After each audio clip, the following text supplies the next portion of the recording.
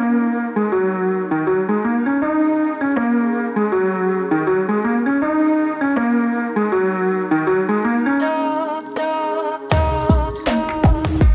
is up, Gridiron Junkeez? I am your host, George Carmona. It is September. What day is it? It is September 19th, 2020, 2 years after Jesus went to sleep. All right. And the clock started. And right now, I am currently watching the Green Bay Packers Chicago Bears game. The plan is to, kind of time it up like this. Today, I don't have any guest in studio. It's just going to be me and Camryn behind the decks. Camryn, it's your first time ever engineering a show. How do you think it's going so far? I think it's going pretty good. We just started about a minute ago, and all I have to do is press the record button. Tap preview to live so they can see you. Now I press preview to live. Oh, boom. my gosh. Now you can say what's up to the people.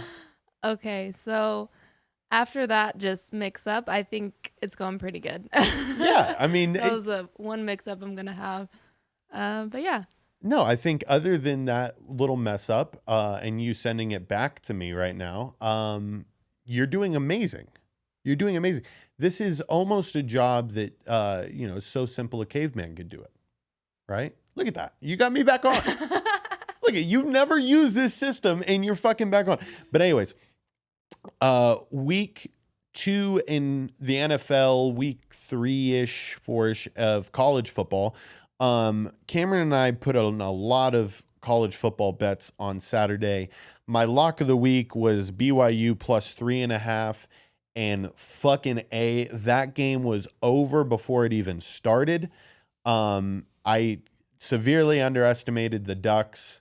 I thought that, the kicker for BYU would be able to redeem himself. Sadly, he did not. He fucking played even worse. There was times where that BYU kicker could have put them in position to be a lot closer, give the defense a little bit of a sense of relief. However, he did not do that. And what entailed was the Ducks just trouncing them. The final was 40-21. That plus 3.5 was never even in my grasp. All right. So that sucked. But that was just like a majority of my bets that I placed on Saturday. My lock of the week should have been Penn State destroying Auburn. We saw Auburn and they were fucking bad. And I don't know why I was hooked on to that BYU, like those white boys were balling, because we watched the BYU game on the drive from Atlanta from the drive from, where was it? Where were we? We're in Auburn. We watched that game Saturday night because this is the weird thing, and it took us a while to get adjusted to it, but watching football on the East Coast has to be the worst thing in the world. Like, I could not live on the East Coast now. Like, and I used to think like maybe Florida, like that's like a nice place to retire. But just for the sports fact, I just can't do it. Now we're doing Hawaii. We're retiring Hawaii. Does that sound good? No, you could just talk. You can talk. You can leave it on me. Yeah, I'm good with Hawaii. That sounds better than Florida. Okay. Yeah. But all the games would be pretty early because isn't Hawaii 3 hours behind?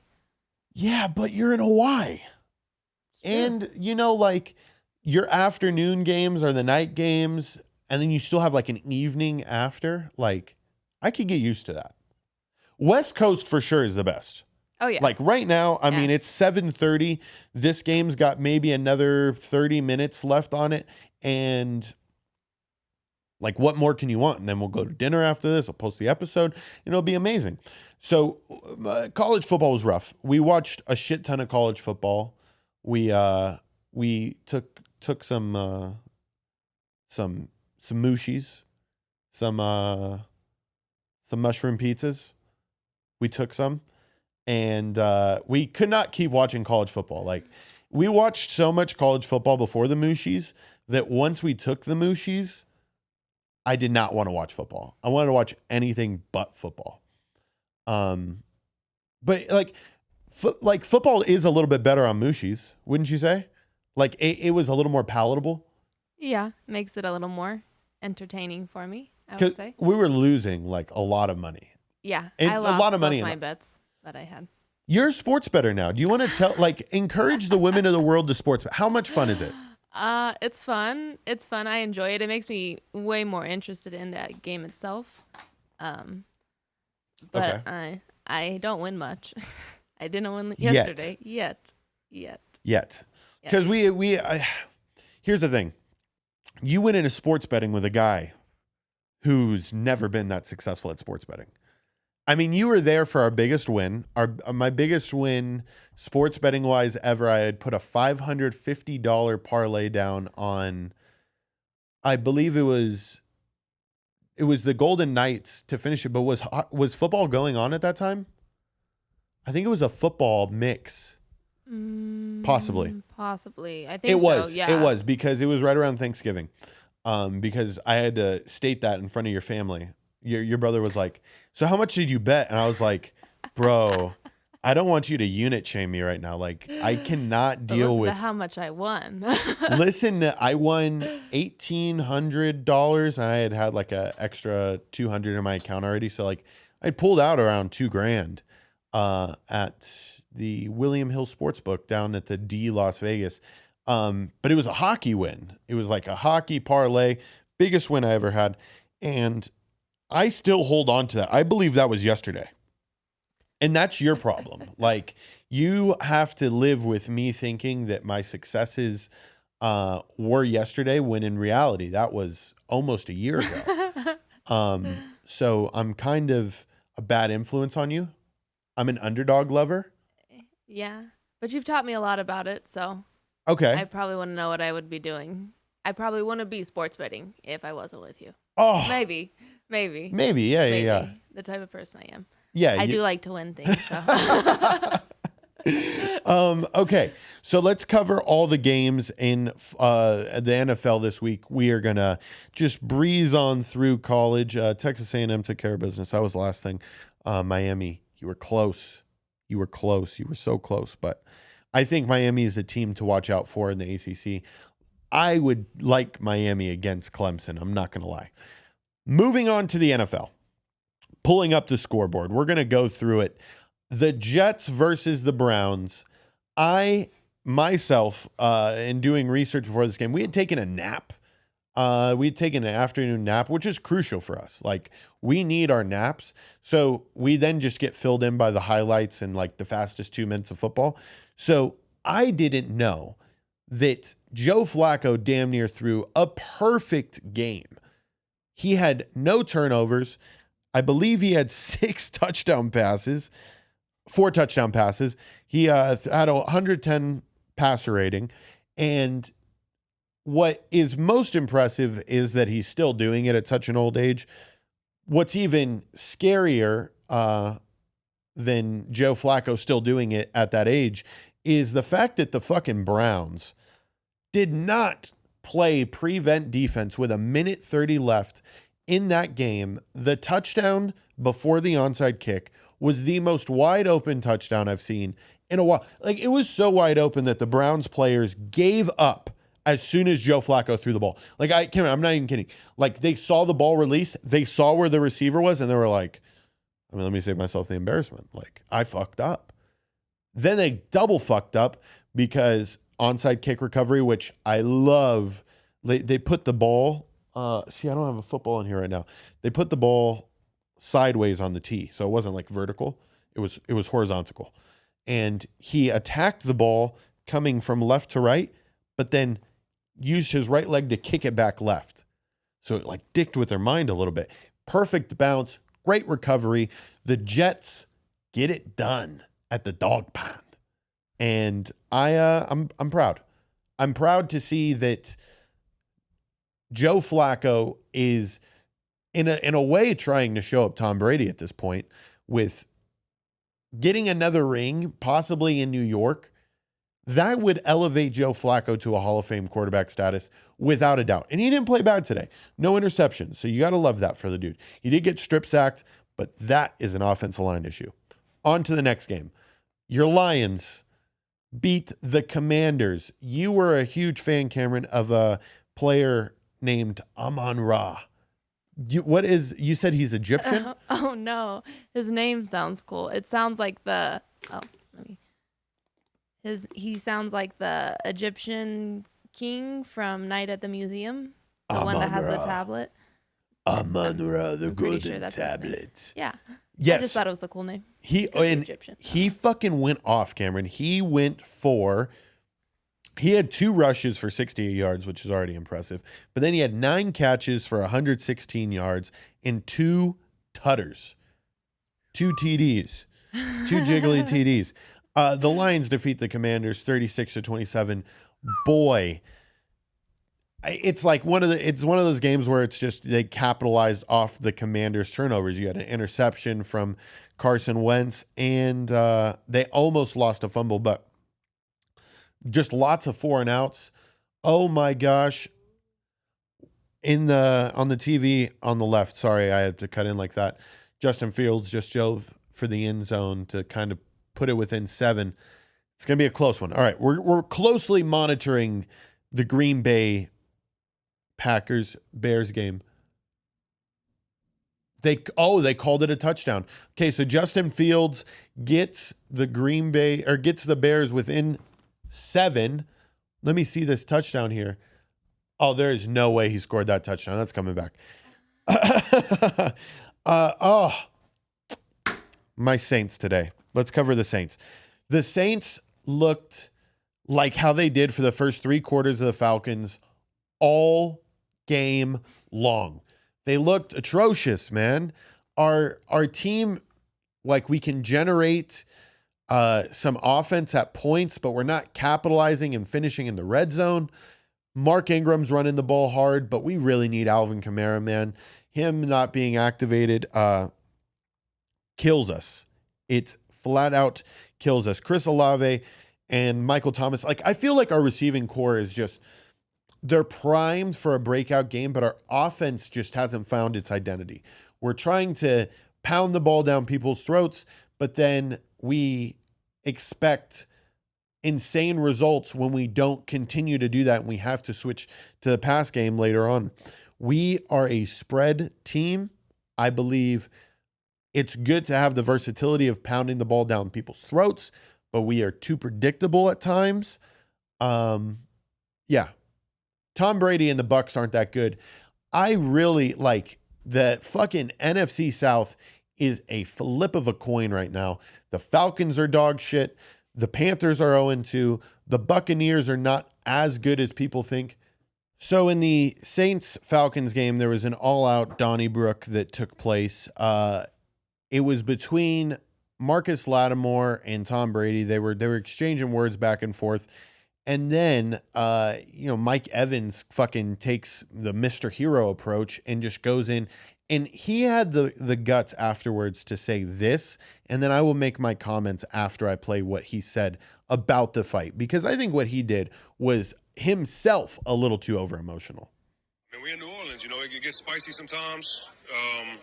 Got a little heat in the scuffle. That jambalaya. Glad nobody got hurt, and glad our guys responded. What is it about you? He's glad he got suspended. Always kind of come to We're super competitive, but today he was just a little too emotional. Like, you don't throw punches at guys on the field, and I think he threw a punch at Lenny.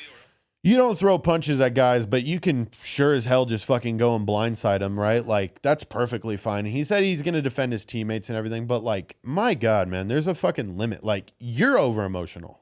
You are too over-emotional if you're going and doing some shit like that. To have the guts to say that, man, part 2 of that Saints-Buccaneers rivalry is going to be nice. Moving on to the Giants versus the Panthers. The Panthers are way better than what they're showing right now. It's figuring out the team around Baker. They have the abilities with all these fucking stud athletes around him. DJ Moore, fucking Christian McCaffrey. You also have Robbie Anderson. You have a whole bunch of talent on that Panthers team. However, they just aren't putting it together. Similar to the Saints, I feel like teams need to have that quarterback kind of establish what the flow of an offense really is. The Panthers and the Saints are still in that same category. I would even put the Falcons in that category. Nobody in the NFC South has really figured it out. And I guess you can say the Buccaneers have figured it out because they're 2-0. But at the end of the day, they haven't really played teams that themselves are established. So, like the Cowboys. I mean, the Bucs beat up on the Cowboys week 1. That's not an establishing type game. And, I love my Saints to death, but they still haven't figured shit out. All right. Saints are going to be a lot tougher here in the coming weeks. But shout out to the Giants pulling it out. Daniel Jones and Brian Daboll getting fired up for New York and starting them out on the hottest start that they've had in a hot minute. 2-0. Big time moves for them. We move on to the Patriots for Steelers. Patriots defeat the Steelers 17-4. These are one of those games where it was an all-out shitty quarterback fest. Mac Jones looked horrible. Mitch Trubisky is very, very, very close to being replaced by Kenny Pickett. I think that's happening within the next month because people in Pittsburgh like to win, and Mitch Trubisky he isn't getting it done, dude. He's making throws off his back foot. He looks like Big Ben at his worst. And I mean, it's still like an average quarterback, but I think why not go with the future as of right now? I don't think the Steelers really have much of a shot this year. Moving on to Colts versus the Jaguars. The Colts laid a fucking goose egg. No points for the Colts. Shutout for the Jaguars. They look electric. I was very, very much so not a Jaguar fan going into the season. However, starting off the way that they've started off, and the division that they're in, the Texans dropping to them already beating the Colts. I mean, they got a shot.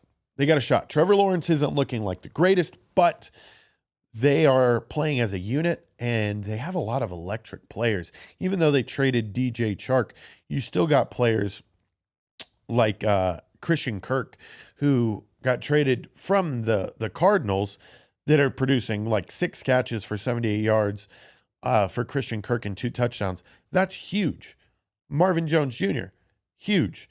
Travis Etienne, he's a young player that has the capabilities of being like that Deebo Samuel type slot receiver tied in with person who can get lots of carries. The Dolphins-Ravens game. Final score, Dolphins win 42-38.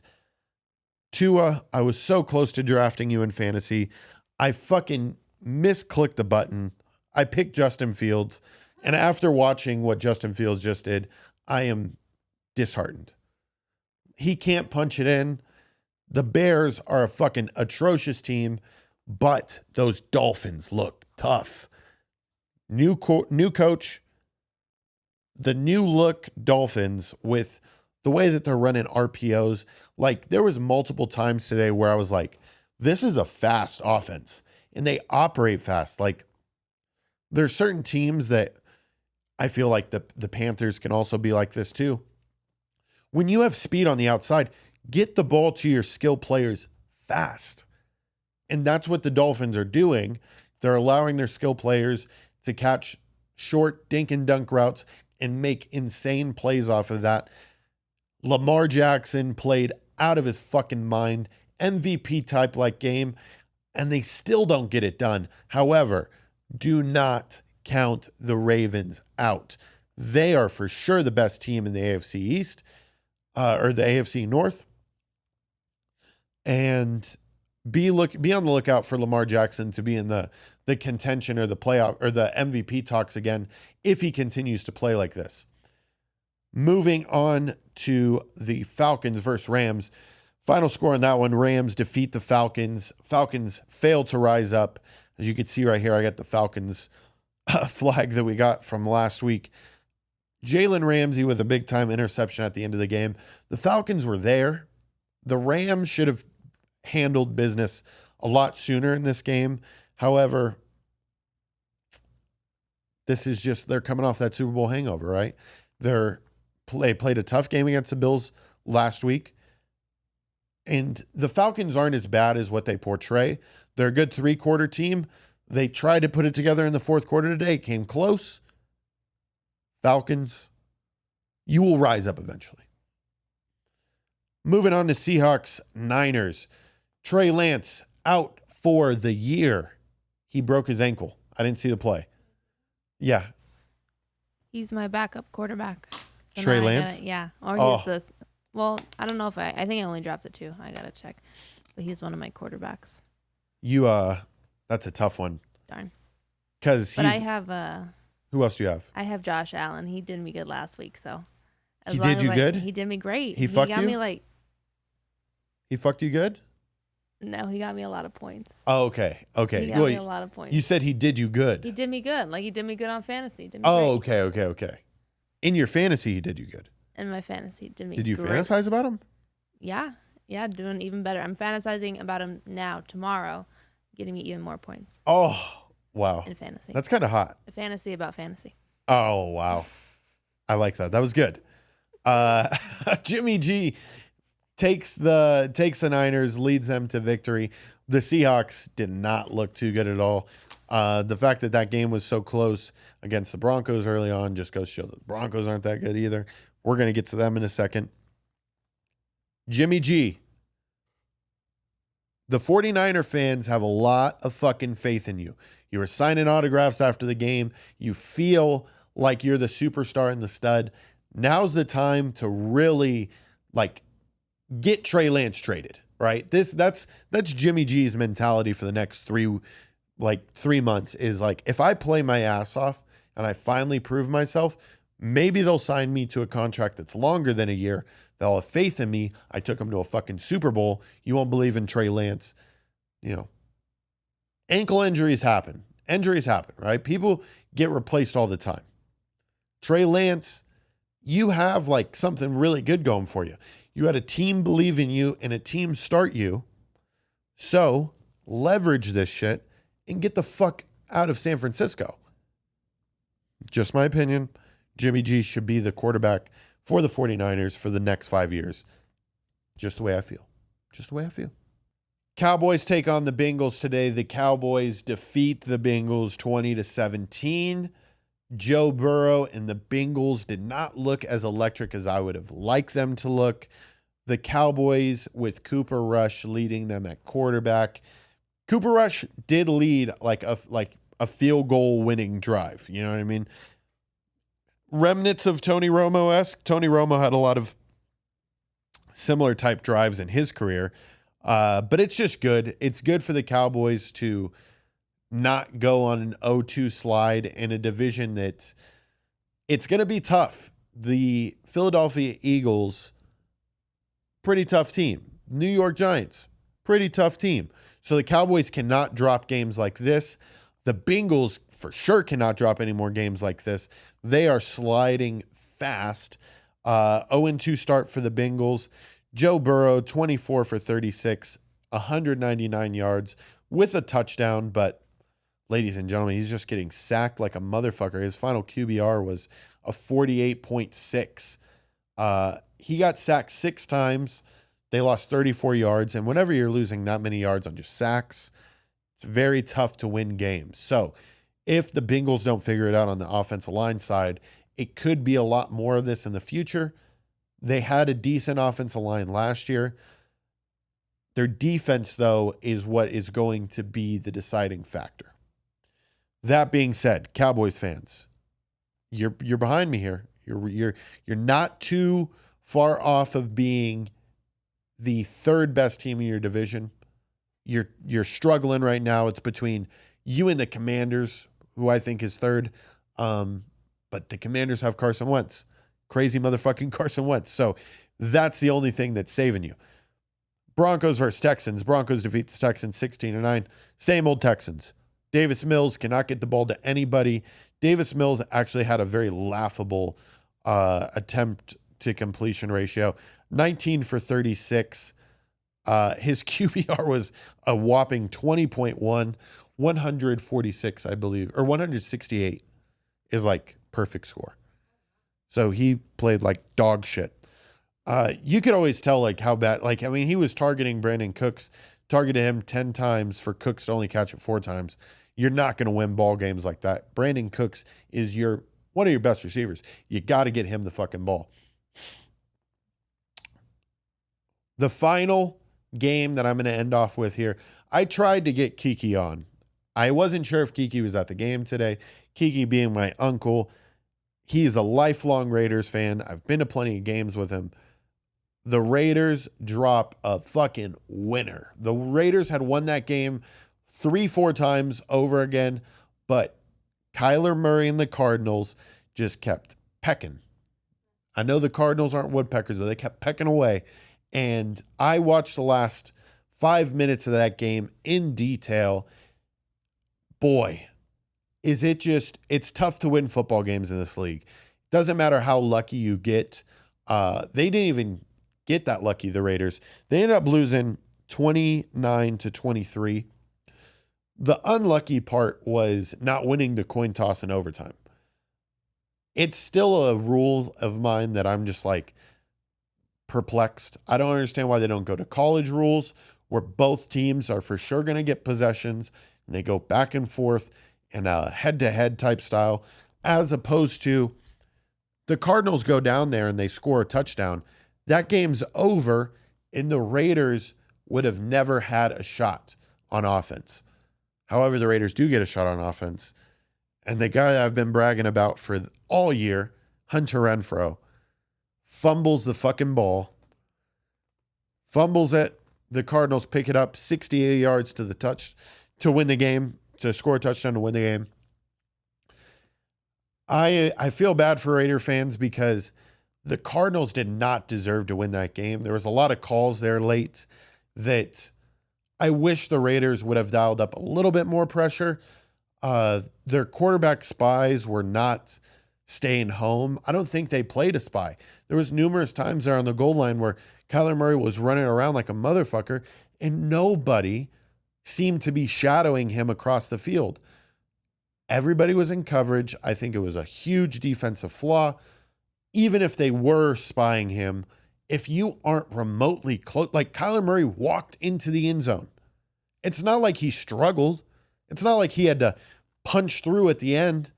Kyler Murray walked into the end zone. Raiders, you got to figure it out on defense. You guys had that game won.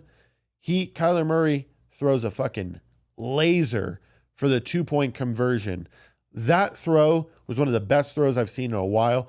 He directed the defense with his eyes, throws a straight dart into AJ Green.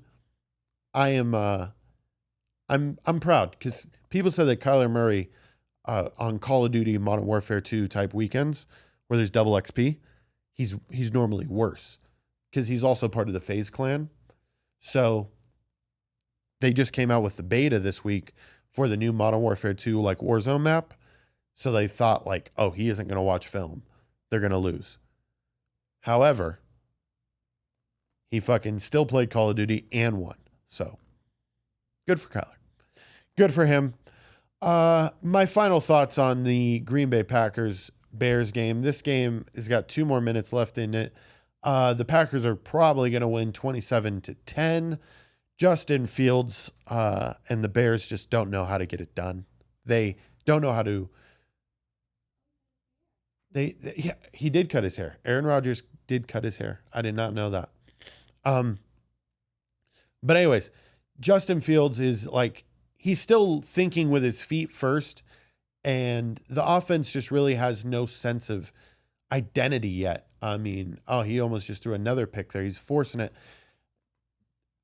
Aaron Rodgers, don't take too much from this game. Aaron Rodgers and A.J. Dillon had a comical-esque messed up fumble handoff exchange where Aaron Rodgers like lost his mind. Like, God fucking damn it. Why the fuck can't we figure this out? Because rightfully so, the Packers should be up in this game like 42-10. Should be like one of those classic just fucking snooze fest for Sunday Night Football. It still has been a rather like bad snooze fest, but watching Justin Fields, I guess Justin Fields threw a pick.